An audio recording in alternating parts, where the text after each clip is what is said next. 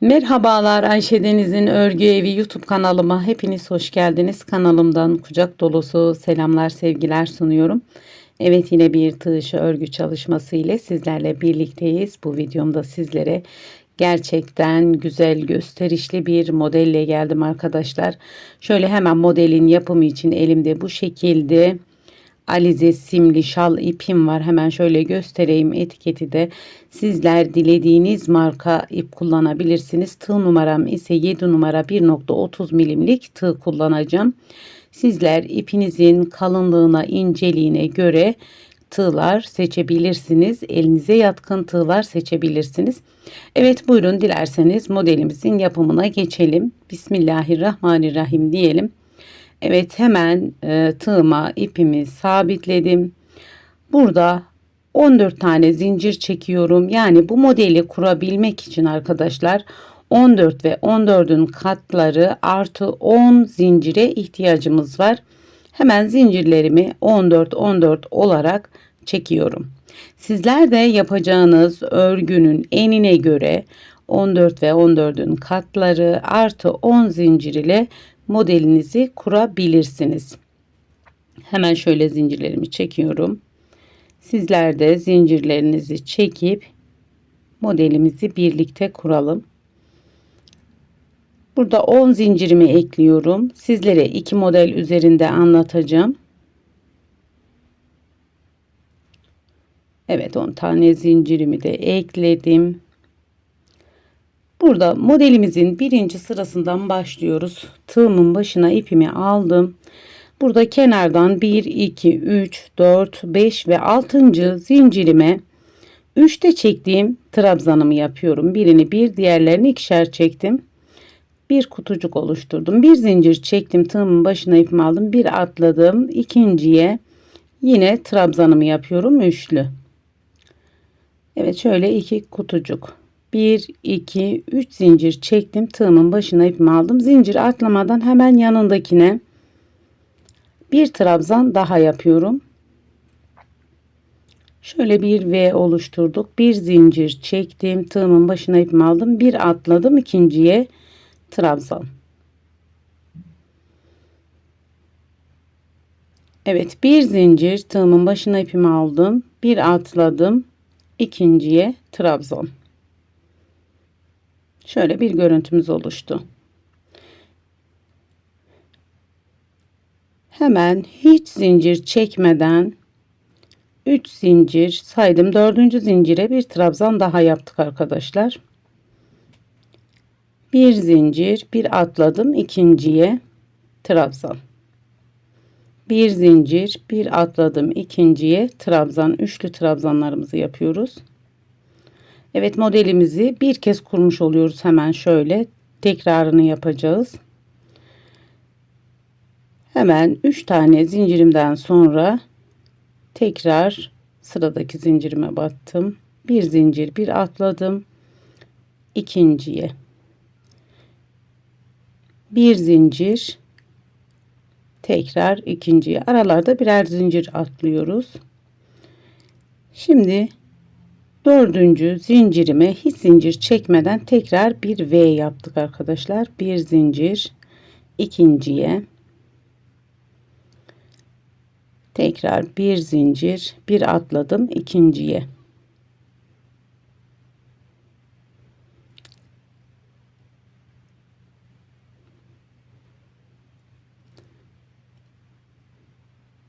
Üç zincirimi çektim. Hemen sıradaki zincirime girdim. Zincir atlamadan bir zincir, bir atladım, ikinciye.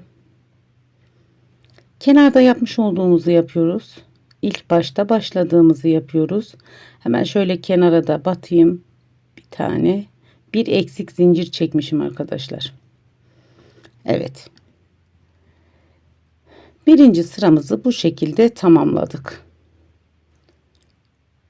İki model olarak görüntümüz bu arkadaşlar. Birinci sıramızda hemen ikinci sıramıza geçelim.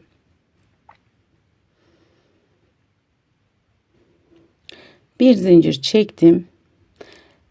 Hemen ilk boşluğa battım. Aradaki zincirime battım. Sık iğne yapıyoruz. Bir tepesine bir zincirimin içine, bir tane tepesine sık iğne, 1 2 3 4 tane de tekrar sıradaki zincirimin içine, bir tepesine, bir zincirimin içine, bir tepesine, bir tane zincirimin içine.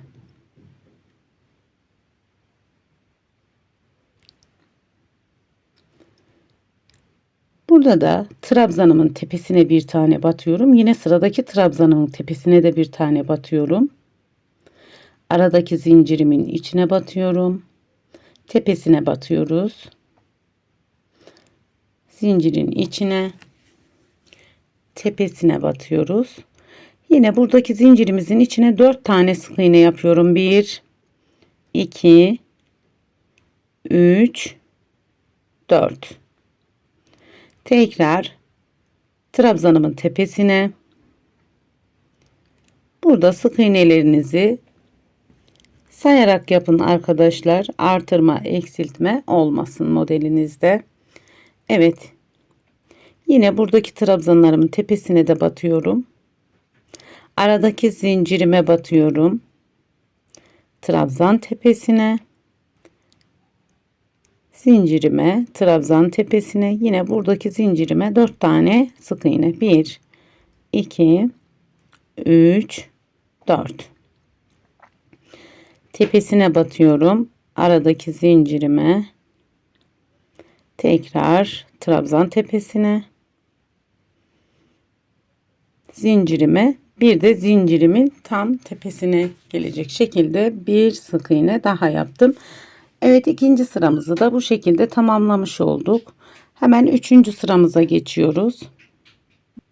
Burada 3 zincir çekerek geriye dönüyoruz. Üçüncü sıramızda tığımın başına ipimi aldım. Buradan dibine değil, hemen ikinci trabzanıma girdim.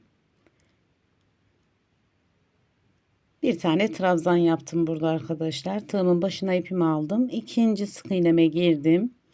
Tekrar bir yarım trabzan yaptım. Tığımda bekletiyorum. Tekrar ikinciyi yapıyorum. Tığımda bekletiyorum. 3 ilmek.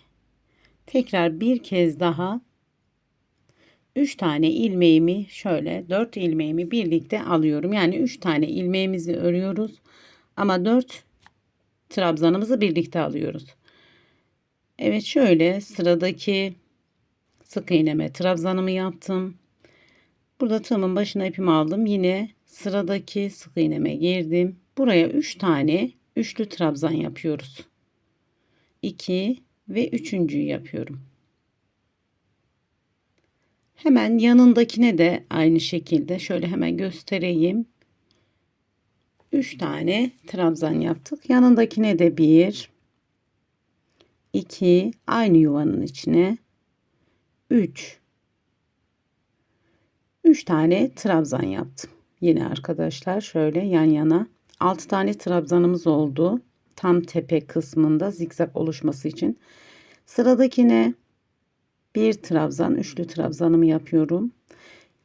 Yine tığımın başına ipimi aldım. İkinci trabzanımı yapıyorum ve üçüncü trabzanımı yaptım. Şöyle hemen tekrar göstereyim. Tekrar burada bir trabzan daha yapıyorum. Dördüncü trabzanımı yapıyorum. Tekrar yine yarım trabzanlar yapıyoruz. İlk başta yapmış olduğumuz gibi tekrar 4 tane ilmeğimi birlikte topladım. Burada bir eksiltme yaptık. Tekrar tığımın başına ipimi aldım. 1 2, yine tığımın başında bekletiyorum ilmeklerimi. 4 tane ilmeğimi birlikte topladım ve kapattım. Şimdi buradan devam ediyorum. Tığımın başına ipimi aldım. 1 trabzan, 2 sıradaki, 3. Şimdi yine 2 tane sık iğnemizin tepesine üçer tane yapacağız. Burada yapmış olduğumuz gibi. Tığımın başına ipimi aldım. 1 2 3.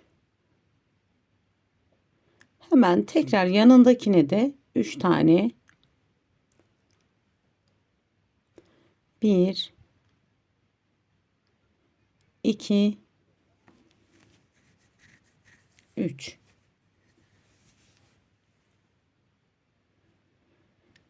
Tığımın başına ipimi aldım. Sıradaki sık iğneme girdim. 1 2 ve 3. Tekrar burada üçer tane yarım trabzan yapıp toplayacağız arkadaşlar. Tığımın başına ipimi aldım. Birini bir, diğerini iki. Tığımda bekletiyorum. İkinciyi alıyorum. Tekrar üçüncü. 4 tane ilmeğimi birlikte topladım. Şimdi tekrar ikinciyi yapıyoruz. 1 2 3 tekrar 4 tane ilmeğimi topladım, kapattım arkadaşlar. Şimdi devam ediyorum. Tığımın başına ipimi aldım. 1 üçlü trabzan, 2 üçlü trabzanımı yaptım ve 3 tane trabzanımdan sonra tepede yapmış olduğumuz gibi 2 tane sık iğnemizin tepesine üçer tane batacağız yine. Tığımın başına ipimi aldım. 1 2 ve 3. Yani tepede artırıyoruz. Bu ara kısımda ise eksiltiyoruz. Tekrar 1 2 3. Evet, 3 tane trabzanımı yaptım. Şimdi bu kenarda yapmış olduğumuzu tekrarlayacağız. Yine 3 tane trabzanımızı yarım trabzan olarak toplayacağız. Kenarda 2 tane trabzan yapacağız. Burada görmüş olduğunuz gibi hemen şöyle yakından göstereyim. Devam ediyorum. Evet. Bir tane sıradaki trabzanımızı yapıyoruz. Tığımın başına ipimi aldım. Şimdi toplamaya başlıyorum. 2 3 tanesi 4 tane ilmek topladım, kapattım. Şimdi burada tığımın başına ipimi aldım. Bir trabzan yapıyorum. Yine kenar kısma bir trabzan daha yapıyorum. İlk başta yapmış olduğumuz gibi buralara dikkat edelim. Hemen diğer sıramıza geçiyoruz arkadaşlar. Dördüncü sıramızdan başlıyoruz. Evet, buraya dibe değil ikinciye sık iğne yaptım. Tekrar. Evet, her bir trabzanımızın tepesine sık iğne yaptık. Nereye kadar? Burada yapmış olduğumuz artırmalarımız vardı. 3 bir tarafta, 3 bir tarafta. Bir zincir çektim. Bu kısma geldiğimde hemen örgümün arkasını çevirdim. Buradaki kısma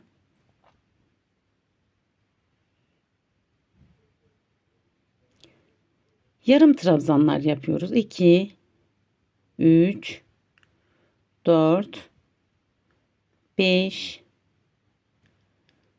6 ve 7.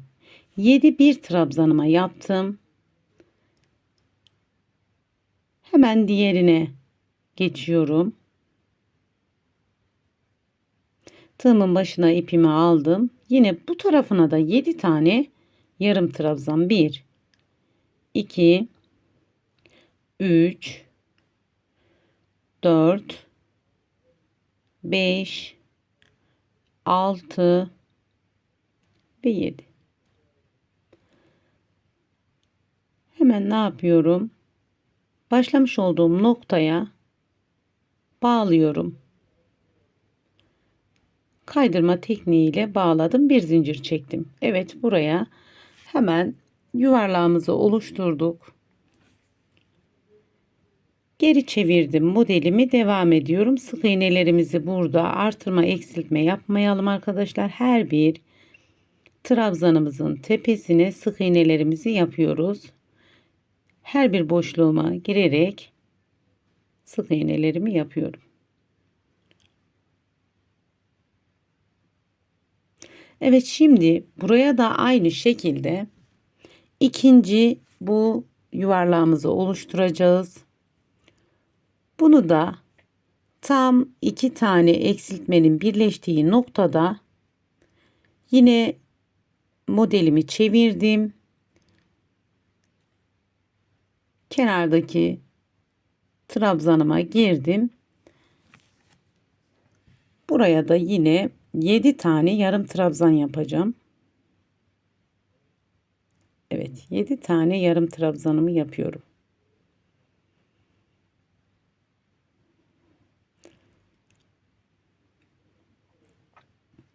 Hemen bir diğer kanada geçtim. Buraya da 1 2 3 4 5 6 ve 7.'yi yaptım. Başlamış olduğum noktaya geri döndüm. Ve burada kaydırma tekniğiyle birleştirdim arkadaşlar. Bir zincir çektim. Yine örgümü çevirdim. Devam ediyorum. Sık iğnelerimi yapıyorum yine. Hemen 1 2 3 4 5 6 tane sık iğne yaptığımız zaman hemen yukarıdaki örneğimize denk geliyoruz arkadaşlar. Yine hemen bu şekilde tepesine de yuvarlağımızı oluşturuyoruz. Hemen birinci kanattan başladım. 1 2 3 4 5 6 7 8. hemen bu kısma atlıyoruz. Diğer kanada 1 2 3 4 5 6 7. Hemen tekrar kapattım. Yine modelimi bir zincir çektim. Sık iğnelerimi yapıyorum yine. 1 2 3 4 5. Evet, 6. sık iğnemi yaptığımda yine bir zincir çekerek yine bu kanada da yapacağımız bu yuvarlağımızı yapıyoruz. Yine 7 tane yarım trabzanımı yapıyorum. Dilerseniz siz buralarını sık iğne de yapabilirsiniz arkadaşlar, ama ben yarım trabzan daha hoş durduğunu düşünüyorum.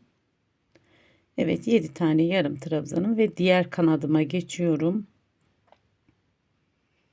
Buraya da 7 tane yarım trabzanımı yapıyorum.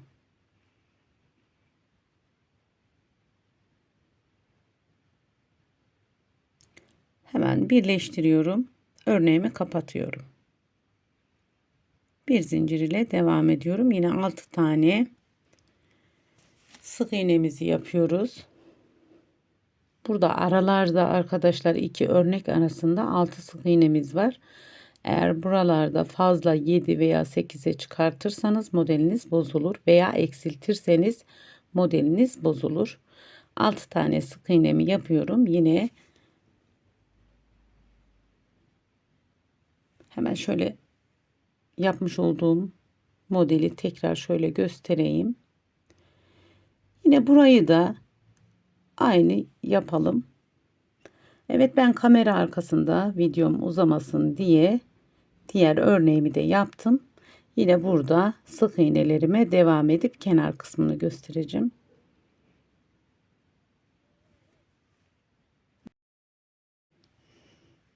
Evet, sık iğnelerimi yapıyorum.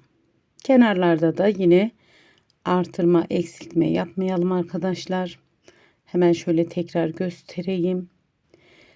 Modelimizi bir kez kurmuş olduk. Bundan sonrası yapacağımız Modelimizin tekrarı olacak arkadaşlar. İlk küplerimizi yapıyoruz. Hemen ben ikinci modelimizi nasıl kuracağımıza, yani model üzerine, önce zincir üzerine kurmuştuk. Şimdi model üzerine nasıl kurulacağını anlatayım. Evet, zincirlerimi çektim. Buradan üçüncü sık iğneme trabzanımı yaptım. Aynı ilk başta başlamış olduğumuz gibi bir zincirimi çekiyorum.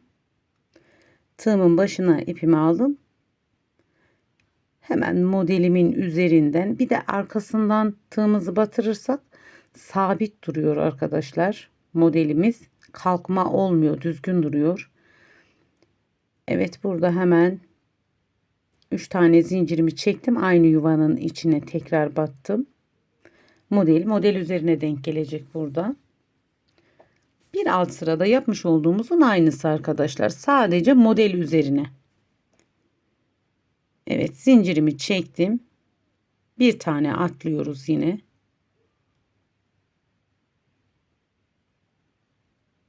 Yine üçlü trabzanımızı yapıyoruz. Üçlü çekerseniz örgünüz daha hızlı ilerler. Hemen tekrar yine bir zincir atladım. Bir zincir çektim. Bir sık iğne atladım. Yine buradan sayıyorum. 1, 2, hemen şöyle bir diğer modelimin arkasındaki sık iğneme hemen battım. Burada da bu yapmış olduğumuz aralıkları atlarken dikkat edelim. Burada da eksiltme, artırma yapmayalım.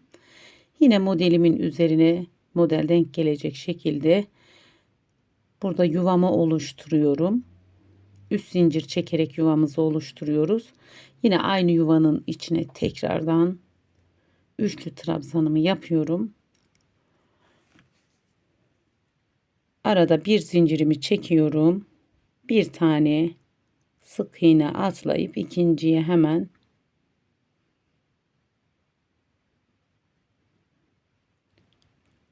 üçlü trabzanımı yapıyorum. Bir zincir, tekrar bir tane daha trabzanımı yapıyorum. Burada arada zincir çekmeden diğer örneğimin hemen ikinci sık iğnesinden arkadaşlar, arkasındaki ikinci sık iğneden girdim. Tekrar trabzanlarımı yapıyorum.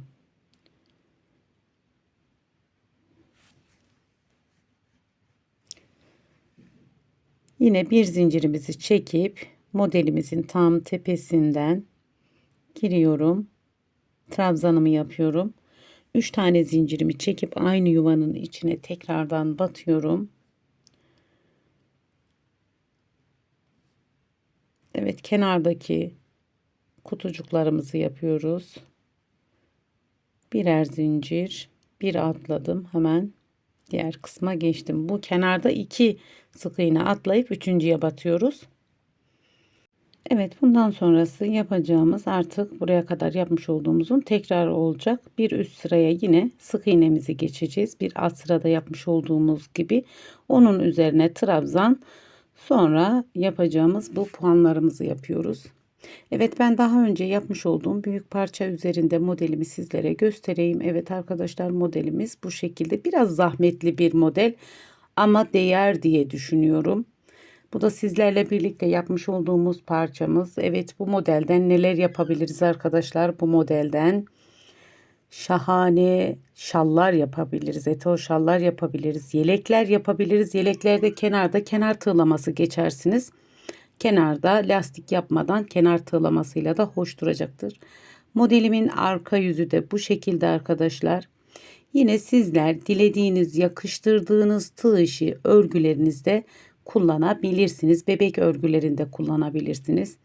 Yani dediğim üzere aklınıza gelebilecek her türlü tığ işi örgü alanında kullanabileceğiniz muhteşem bir model diye düşünüyorum. Evet arkadaşlar, bir videomuzun daha sonuna geldik. Bu aşamaya kadar beni izlediğiniz için çok teşekkür ederim. Bir diğerki videomuzda görüşmek dileğiyle. Allah'a emanet olun. Hoşça kalın. Kendinize iyi bakın.